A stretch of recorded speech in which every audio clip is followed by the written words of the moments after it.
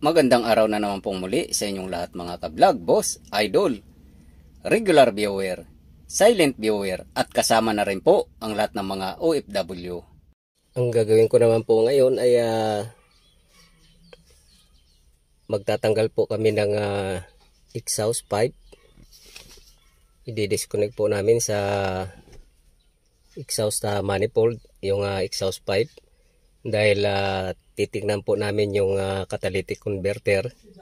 So itong problema po ng Kia Sorento po na to, 2004 model, ay naglo-low power po siya. So mayroon na po unang gumawa nito. So ang ginawa po ng unang gumawa nito ay nag-drain po siya ng ATF or automatic transmission oil at naglinis po siya ng ATF filter. So nung natapos po tanggalin yung lumang ATF, so ganun pa rin po ang nangyari, hindi pa rin po siya bumalik sa dati, low power pa rin siya. At ako naman po yung tinawag po ng may-ari kasi iba po yung pinapagawa na naman ng mekaniko. Iba na naman po yung findings niya, yung fuel naman po yung niya, findings niya. At yung fuel naman po ay okay naman po. Wala naman po siyang problema. So ako na po ang nag-diagnose ulit. So ang findings ko po ay gusto ko po tingnan yung catalytic converter dahil yun po ang napapansin ko, parang barado siya at saka medyo masyado pong mainit ang lumalabas sa loob po ng engine room. Umuusok po. So malamang po ay mayroon pong problema sa catalytic converter nito. So umpisan ko na po tanggalin yung exhaust pipe para masilip po yung catalytic converter doon po sa loob ng exhaust manifold.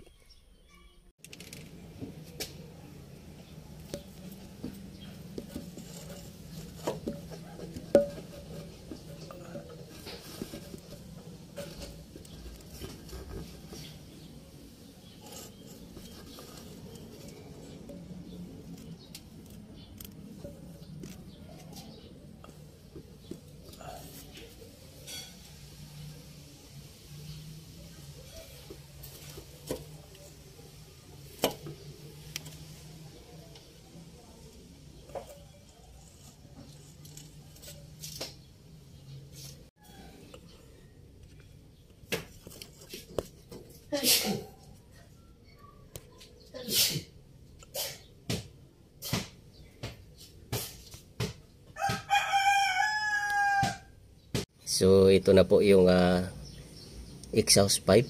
Tinanggal ko na po between ng exhaust manifold. So sa loob po ng exhaust manifold ay mayroon po siyang catalytic converter. So ayan po yung sira niya. Ayan. Kung napapansin nyo po, natibag na po yung catalytic converter. So yan po yung katumbas po ng parang kung sa engine po, yan po yung air filter kung sa hangin pa. Pero ito po, filter po ng exhaust yan. So yan po, kapag nasira po yan o kaya nabarahan, so magkakaroon po ng low power yung makina. So siya na po yan. Yan po yung naging problema. Kaya po hindi na po umahatak yung makina, yung sasakyan. Kapag sa akyatin po ay hindi na po niya kayang akyatin yung matarik na akyatin na karsada. So kapag sa straight road lang po, yung flat, nakakatakbo po siya. So ganun po yung naging problema po ng sasakyan na to.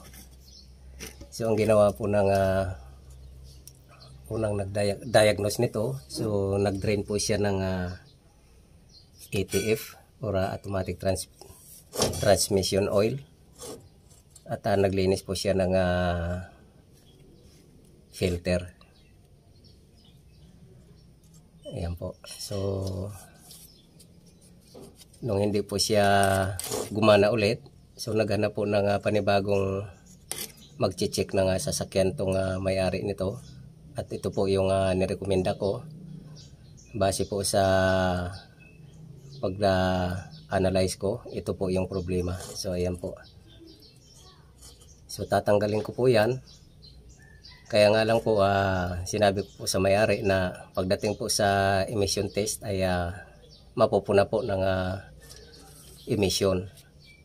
Kailangan siya na raw po ang bahala. Kaya tatanggalin ko po to para magamit niya yung sasakyan. At ito naman po yung isa.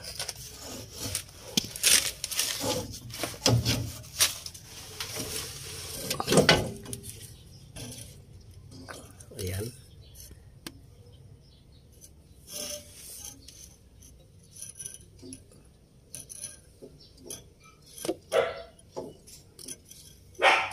So parehas po siyang tatanggalin.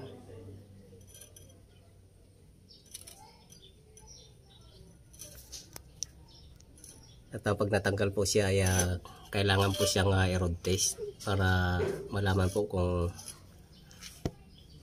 okay na po siya. So tatanggalin ko po siya para tanggal na po sa loob. V-type po na makina to. Sorento Kia.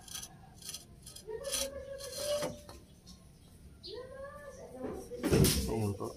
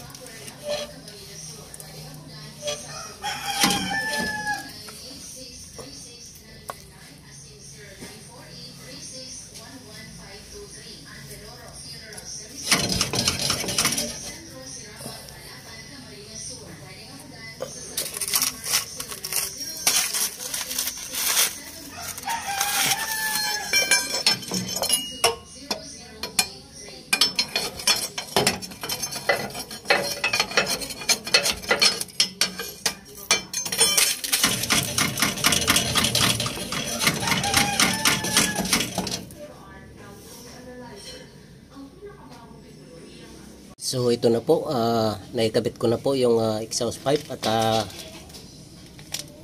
exhaust manifold. Nag-connect na po sila. So for testing na lang po to. At ito rin po nga isa, naikabit ko na rin. Ayan, so testing na lang po to kung ano po yung magiging resulta, kung magiging okay na po ba o hindi. So hanggang dito na lang po ang video kong ito. Please like, subscribe na lang po and hit notification bell para sa susunod na mga video. God bless all po.